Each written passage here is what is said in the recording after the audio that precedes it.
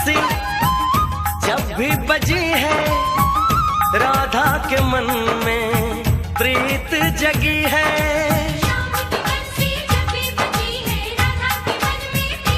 हो घूंघट में राधा शर्माए देखो, होगा मिलन ये आस लगी है।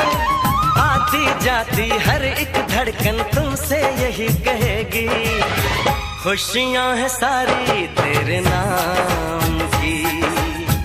राधा तो बनी है बस शाम की, मेहंदी लगाऊं किस नाम की। राधा तो बनी है बस शाम की।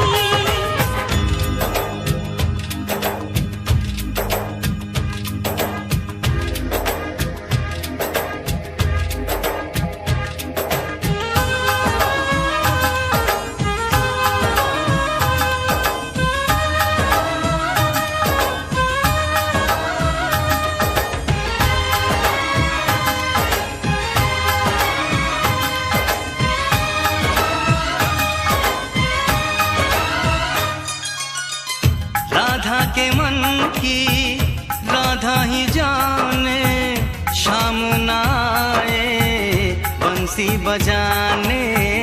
राधा के मन की राधा ही जाने, शाम न आए बंसी बजाने।